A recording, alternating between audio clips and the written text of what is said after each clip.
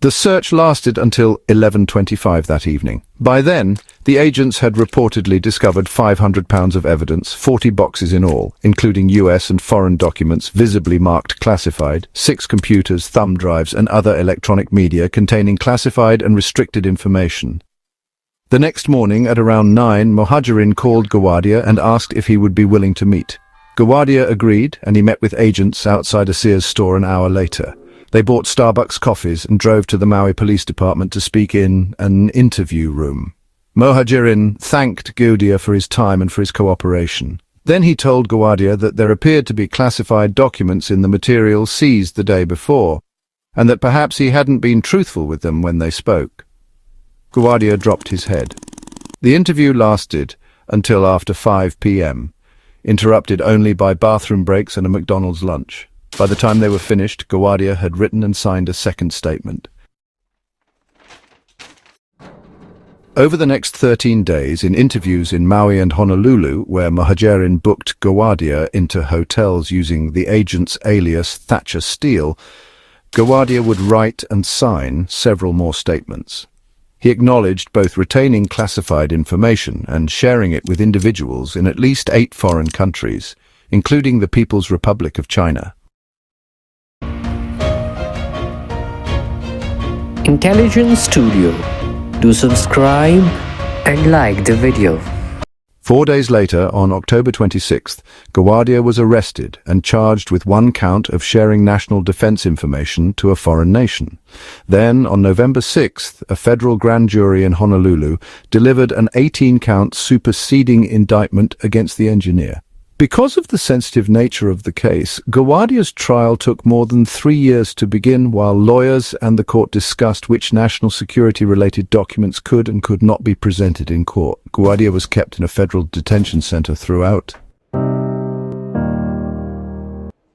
During a pretrial hearing in November 2009, the defense argued that Gowadia suffered from narcissistic personality disorder, NPD, and was unfit to stand trial.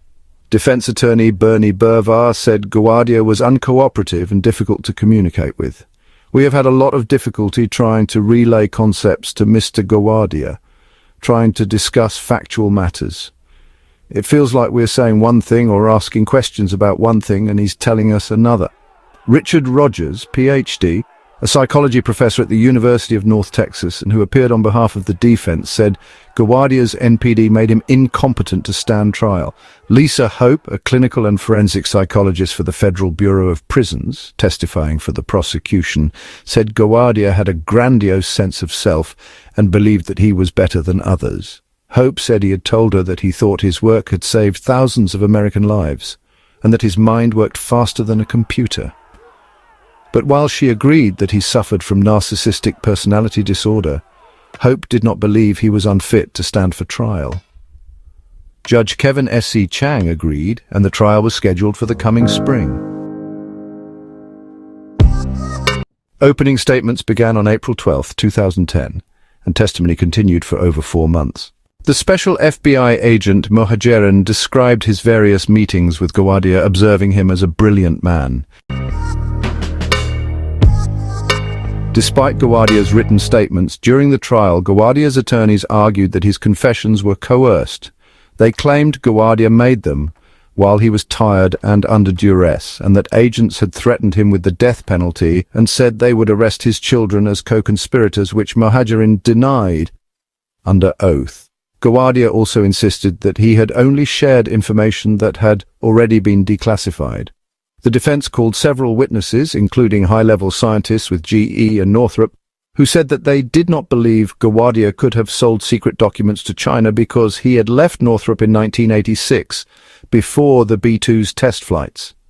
Even some of the documents discovered by law enforcement during searches at the airport, the defense argued, had been assessed as unclassified by the government, but the jury found the prosecution's evidence overwhelming. On August 9, 2010, after 41 days of trial and 6 days of jury deliberation, Gowadia was convicted on 14 of 17 counts of violation of the Arms Export Control Act and the Espionage Act for unlawfully disclosing classified information on the design of the B-2 and other classified government projects to China and other countries.